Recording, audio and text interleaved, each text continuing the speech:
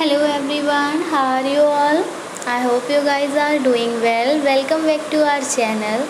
And guys, आज के हम अपने इस सेशन में डिस्कस करेंगे आपका प्रैक्टिस सेट 11 जो कि आपके UGC net exam point of view के अकॉर्डिंग बनाया गया है। आज जो हम क्वेश्चन सॉल्व करने वाले हैं ये आपके एग्ज़ाम पॉइंट ऑफ व्यू के अकॉर्डिंग बहुत ही ज़्यादा बेनिफिशियल क्वेश्चंस आपके लिए प्रूव होंगे। तो वीडियो को विदाउट स्किप किए लास्ट तक ज़रूर देखें ताकि आपसे कोई भी इम्पॉर्टेंट क्वेश्चन मिस ना हो। एंड आज हम 25 क्वेश्चंस से थोड़ा ज़्यादा क्वेश्चंस को यहाँ पर स्टडी करने वाले हैं, यानी कि क्वेश्चन का जो क्वांटिटी है वो यहाँ पर आज इंक्रीज़ है। ठीक है, सो फर्स्टली वीडियो को स्टार्ट करने से पहले अगर अभी तक आपने हमारे चैनल को सब्सक्राइब नहीं किया है तो यूजीसी नेट एग्ज़ाम की बेस्ट प्रिपरेशन के लिए चैनल को सब्सक्राइब करें, साथ ही साथ बेल आइकन को प्रेस करना बिल्कुल ना भूलें ताकि जब भी हम अपनी कोई न्यू वीडियो अपलोड करें तो उसका नोटिफिकेशन सबसे पहले आप तक पहुंच सके। Okay guys, so without wasting much more time let's move towards our topic. So let's get started. तो देखेंगे अपने सेशन का first question and this question says that on January 12, 1980 it was a Saturday.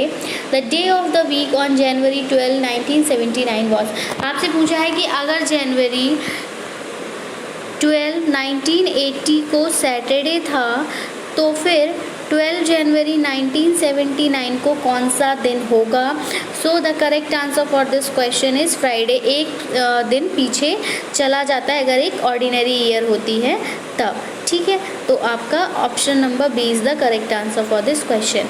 Next is if water is called food. अगर पानी को food कहा गया है, अगर वाटर जो है वो फूड है, फूड जो है वो ट्री है, ट्री जो है वो अर्थ है और अर्थ जो है वो वर्ल्ड है। तो यहाँ आपसे पूछा गया है कि फ्रूट जो है वो कहाँ पर उगेगा। ठीक है, तो अब आप सभी के माइंड में देखते हुए चलिएगा। वाटर क्या है, फूड है। तो जब आपसे कहा जाएगा कि ब्रिंग सम वाटर तो आप क्या लेकर आएंगे। तो मतलब आप अगर पानी लेकर आएंगे तो आप उसको क्या बोलोगे, इट इज़ फूड। ठीक है, तो वाटर फूड है और फूड को अगर पेड़ कहा जा रहा है और पेड़ को अगर हम पृथ्वी कहेंगे और पृथ्वी को अगर हम वर्ल्ड कहेंगे तो आपसे पूछा है कि फ्रूट जो है वो कहाँ उगेगा। तो आप सभी को पता है फ्रूट कहाँ उगेगा, आपका ट्री पे उगेगा। आप सभी आंसर करेंगे ट्री, लेकिन ये गलत है।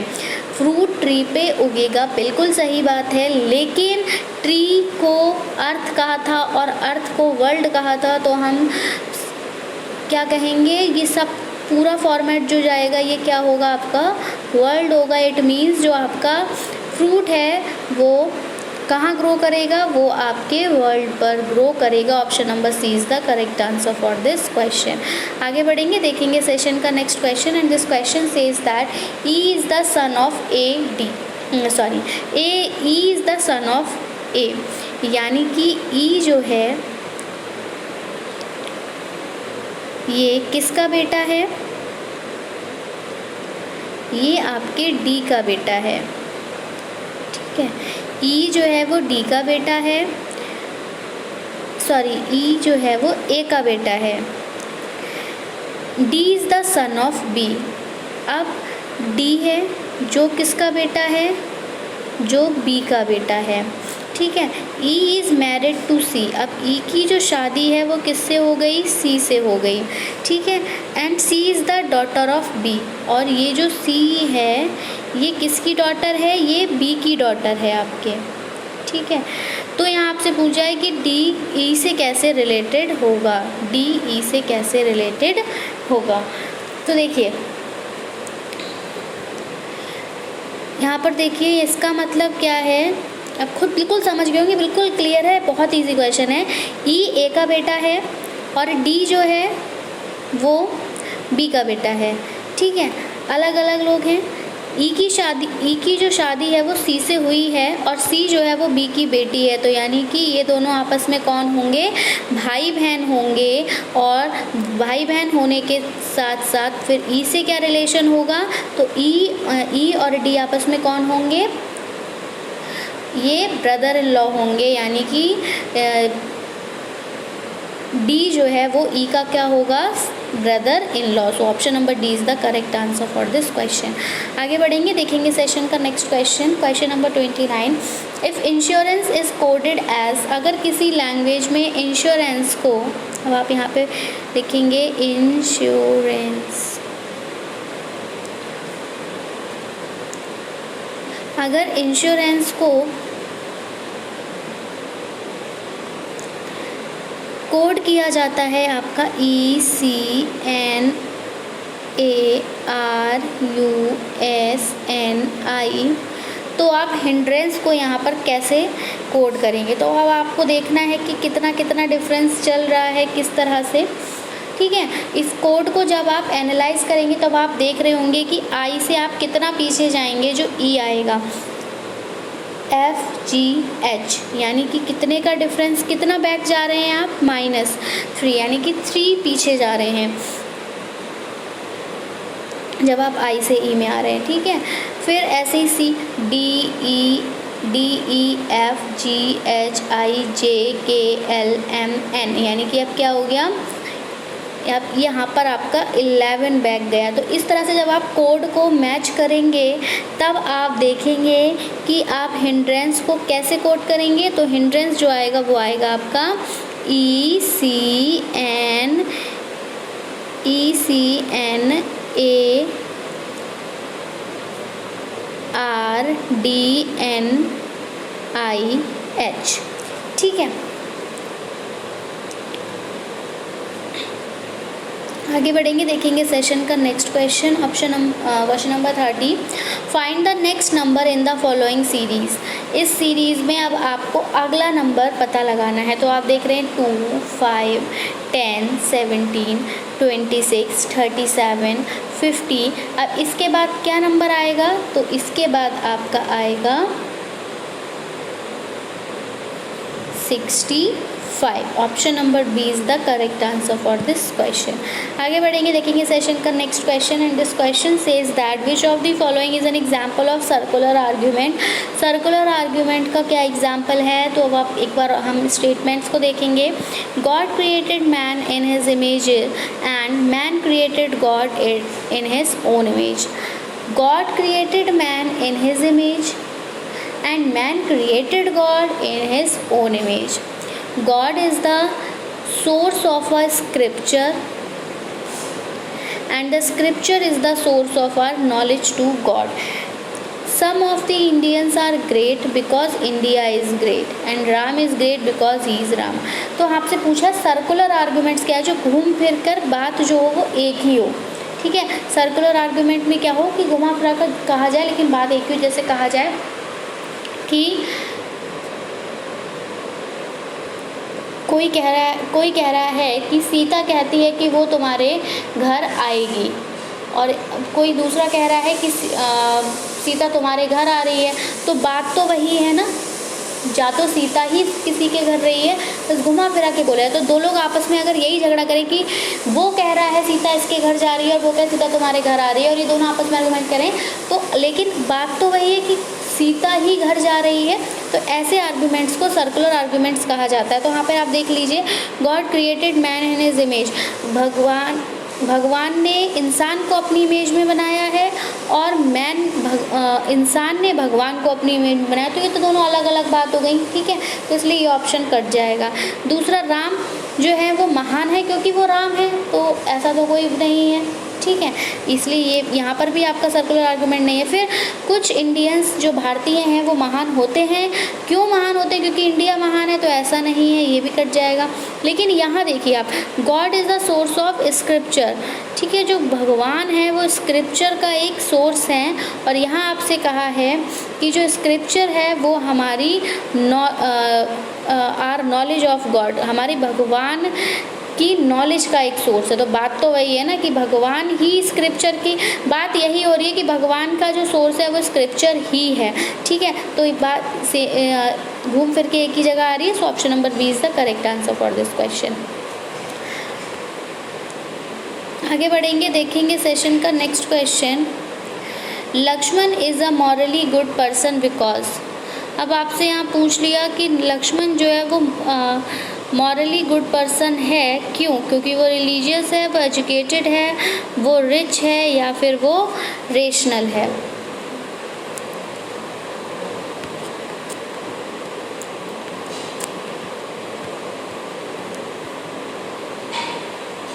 तो लक्ष्मण मॉरली गुड अगर कोई पर्सन होगा, क्यों, कब होगा? देखिए जब रिलीजियस है तो वो तो धार्मिक है, यहाँ पे उसका अच्छा होने या बुरा होने का पता नहीं चल रहा है।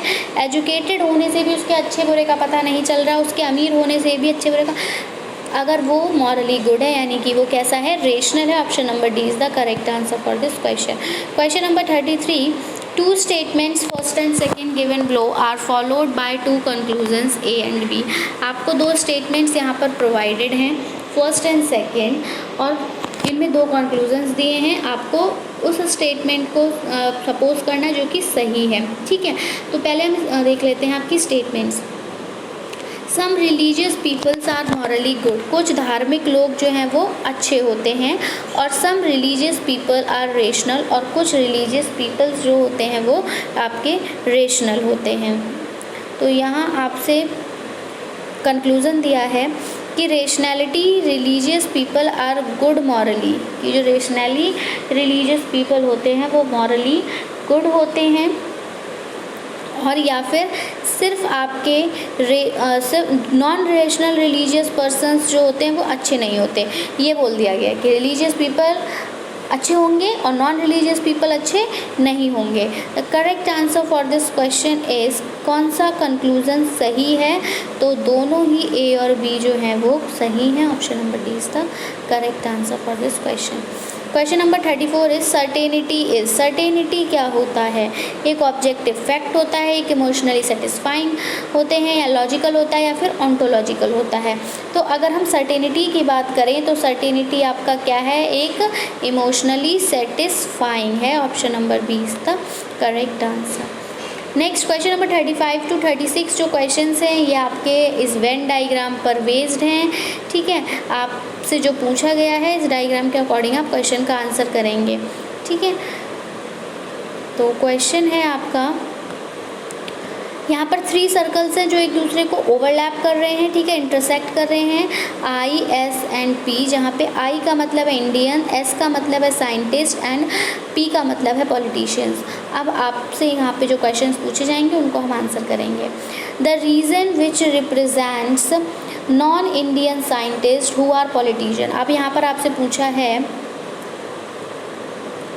आपको बताना है जो पॉलिटिशियन हो लेकिन नॉन इंडियन हो और साइंटिस्ट हो, ठीक है। तो यहाँ पर आप किसको देखोगे? साइंटिस्ट होने चाहिए,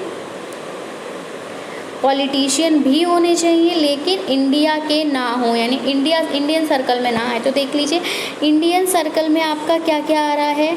इंडियन सर्कल में ये ए भी आ रहा है, ये बी भी आ रहा है, डी भी आ रहा है, इसलिए ये तो कट जाएगा।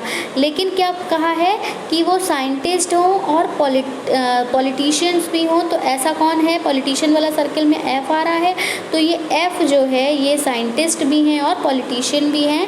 सो एफ जो है वो करेक्ट आंसर है, and F it is here in option number A. So option number A is the correct answer for this question. Next question number 36 में पूछा है आपसे, the reason which represent politicians who are Indians as well as scientists।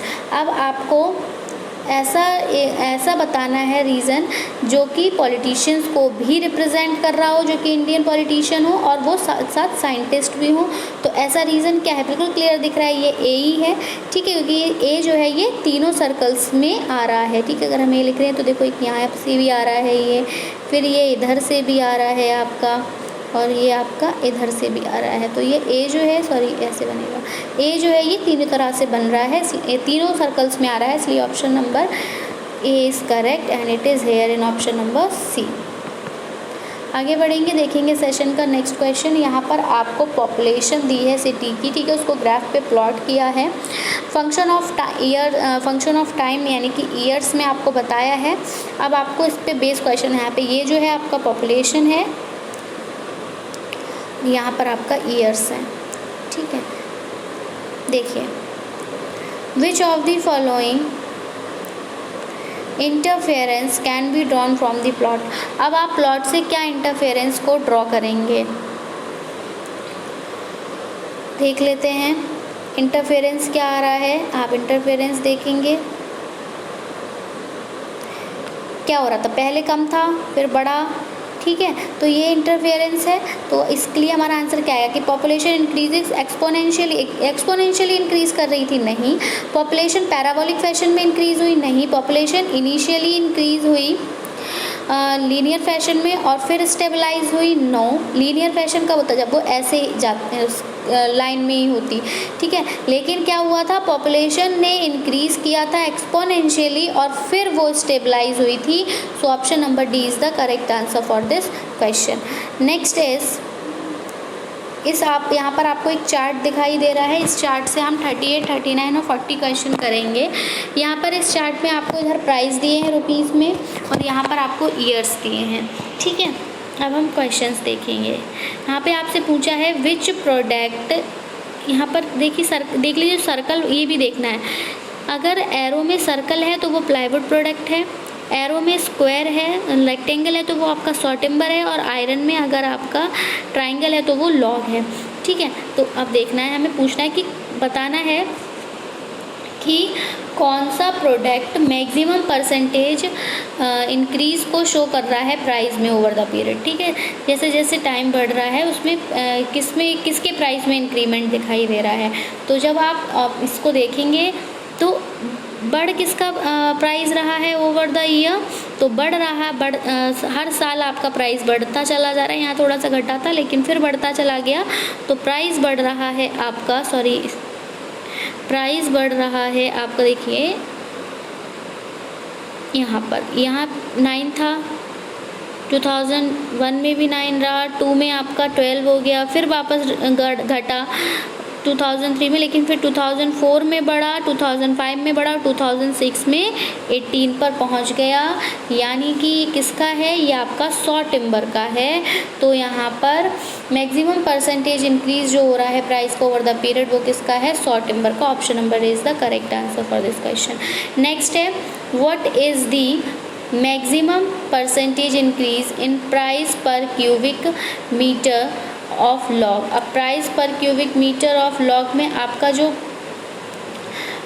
Maximum increase है वो कितना है। तो वो आप देख रहे हैं कि यहाँ पर आपका 21 दिया हुआ है और आपको आंसर करना है, लॉग का पूछा है, यानी कि लॉग जो है यही स्क्वायर है और यहाँ पर ये जो है आपका करेक्ट ऑप्शन है। और अब ये आपका 18 से ऊपर है, 29 के बीच में, यानी कि कितना हो गया, 20 होगा, and it is here in option number D.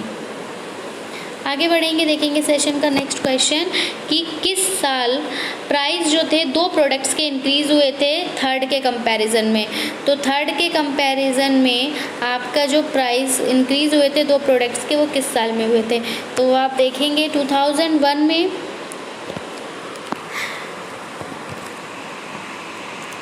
Circle का 3 रहा, 9 रहा, 18 रहा।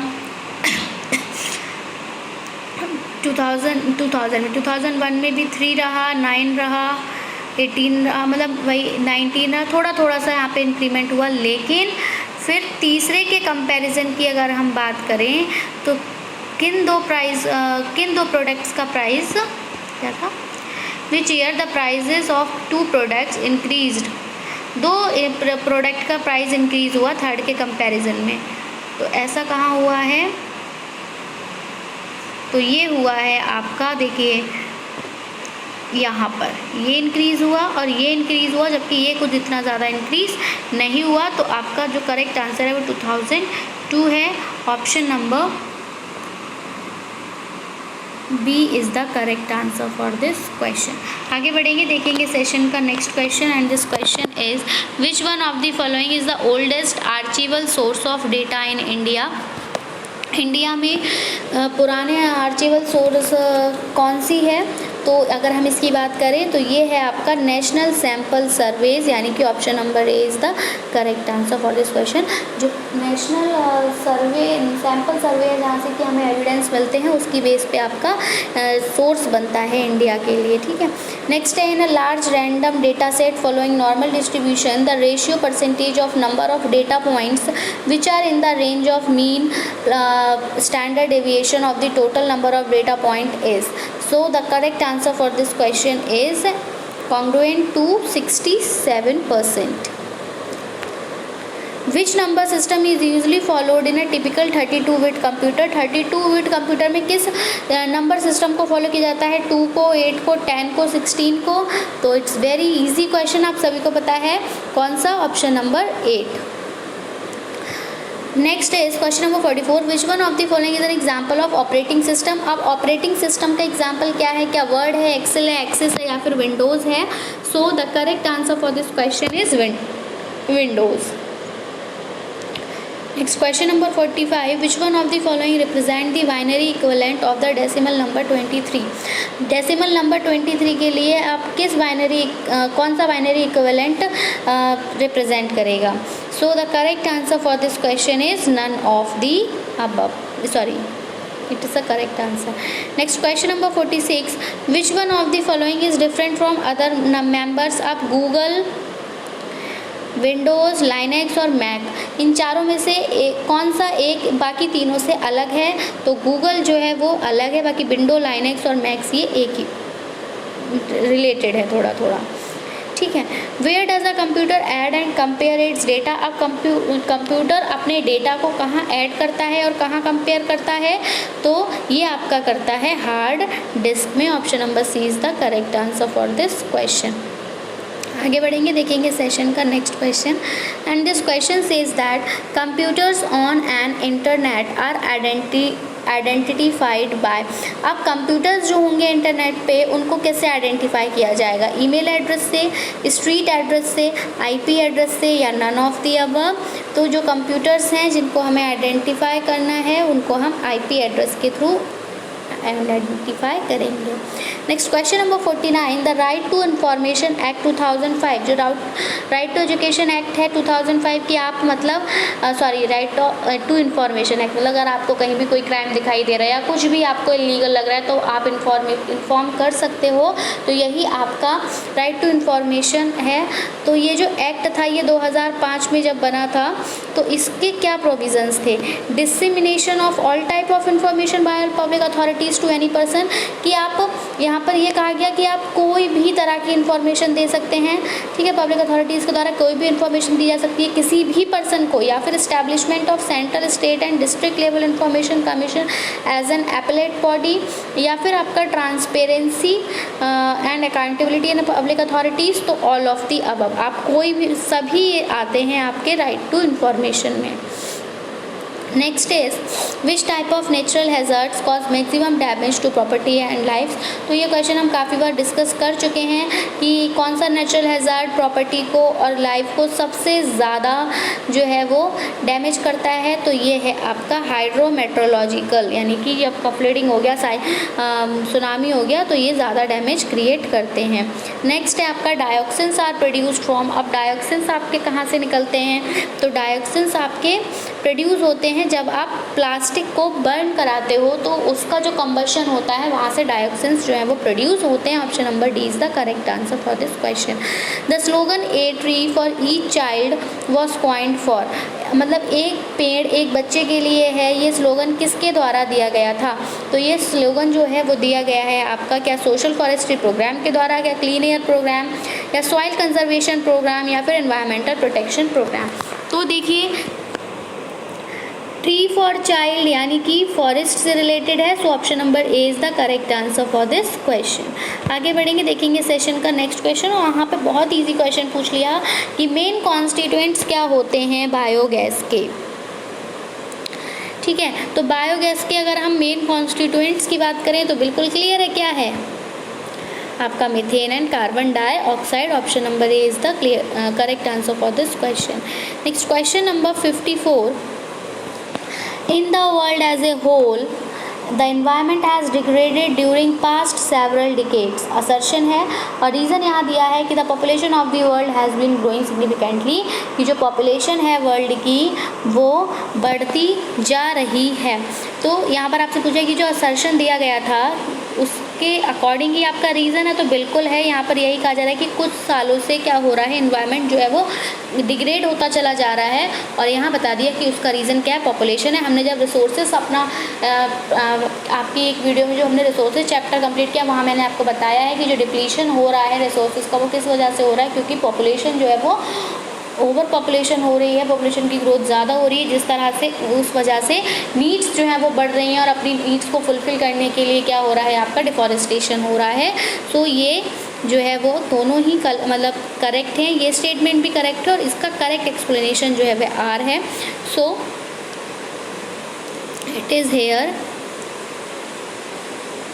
Option number A is the correct answer for this question. आगे बढ़ेंगे, देखेंगे सेशन का next question and this question says that climate change has implications for, climate change में implications होती हैं किसके लिए, सॉइल मॉइस्चर के लिए, फॉरेस्ट फायर्स के लिए, बायोडाइवर्सिटी के लिए या फिर ग्राउंड वाटर के लिए। तो हम अगर बात करें क्लाइमेट चेंज की तो इसमें इम्प्लीकेशंस जो होती हैं वो आपके सॉइल मॉइस्चर में भी होती, फॉरेस्ट फायर्स पे भी होती हैं और बायोडाइवर्सिटी पे भी होती हैं। सो ग्राउंड वाटर पर नहीं होती हैं। हम करेक्ट कोड देखेंगे 1 2 3 and it's hair in option number D. आगे बढ़ेंगे, देखेंगे सेशन का next question and this question is the accreditation process by National Assessment and Accreditation Council NAAC differs from that of National Board of Accreditation NBA in terms of option number A, disciplines covered by both being the same, there is duplication of efforts, one has institutional grading approach and other has program grading approach, एक के पास institutional grading approach होगी, दूसरे के पास program। Once get accredited by NBA or NAAC, the institution is free from renewable of grading which is not a progressive decision, या फिर this accreditation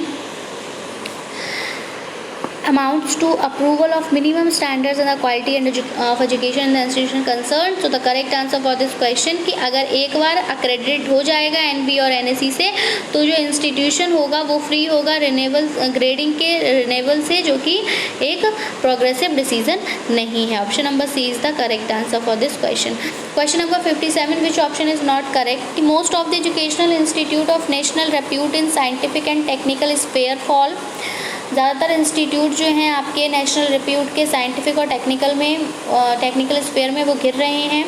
under 64 entry वो आपके 64 entry of union list में आते हैं, या फिर education in general is the subject of concurrent list since 42nd constitutional amendment act 1976, या फिर central advisory on education was first established in 1920, या फिर India had implemented the right to free and compulsory primary education in 2002 through 86 constitution amendment. ठीक है, 86वें संविधान संशोधन से ही आपका जो शिक्षा का अधिकार है वो दिया गया, और यहाँ आपसे पूछा है कि सही नहीं है, तो ये तो आपका सही है। दूसरा, ये भी आपका संविधान संशोधन 42 में ही आपका एजुकेशन जो है वो जनरल में कंकरेंट लिस्ट में आया था।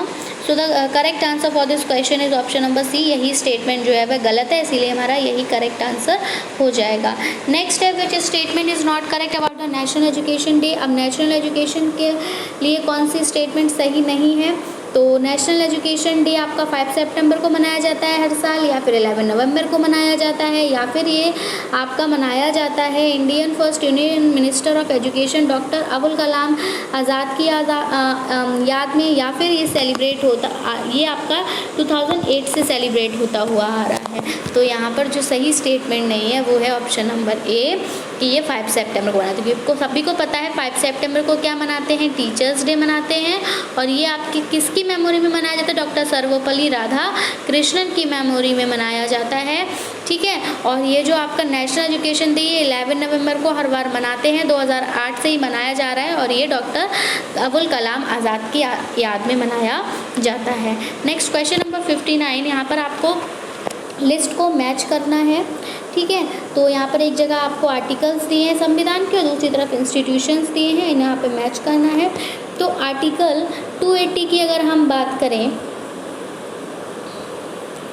तो इनको मैच करेंगे तो ए के साथ क्या जाएगा आपका, आर्टिकल 280 एडमिनिस्ट्रेटिव ट्रिब्यूनल्स है, ठीक है। Article 334 yes election commission of India, article 323 finance commission at union level and article 315 आपका यूनियन पब्लिक सर्विस कमीशन, यानी कि लाइन से ही दिए हैं 1 2 3 4। सो यहाँ पे कोड देख लेते हैं and it is here in option number A. Next question number 60 is deemed university declared by UGC under section 3 of the UGC Act 1956 are not permitted to। जो डीम्ड यूनिवर्सिटीज़ होती हैं जो कि UGC के द्वारा डिक्लेयर की गई हैं सेक्शन 3 के अंतर्गत, तो वो 1956 UGC एक्ट के दौरान, तो वो कहाँ, उसमें क्या परमिशन नहीं है, offer program in higher education and issues degrees, या फिर गिव एफिलेशन टू किसी भी हायर एजुकेशन इंस्टीट्यूट का एफिलेशन देना, या फिर open of campus and offshore campus anywhere in the country overseas respectively without the permission of UGC। तो यही जो है ये आपका ऑप्शन सही है कि आप कोई भी कैंपस कहीं बाहर लेके नहीं जा सकते बिना किसी भी कंट्री के बाहर, या फिर बिना UGC की परमिशन के। So option number C is the correct answer for this question. I hope आपको सेशन पसंद आया होगा। सेशन पसंद आया हो तो प्लीज़ वीडियो को लाइक करें, साथ ही साथ अपने फ्रेंड्स में शेयर करें ताकि उनको भी इसका बेनिफिट मिल सके। So that's it from my side. I will be coming back with some new important questions. Till then take care and bye bye. Thanks for watching. Thanks, have a nice day.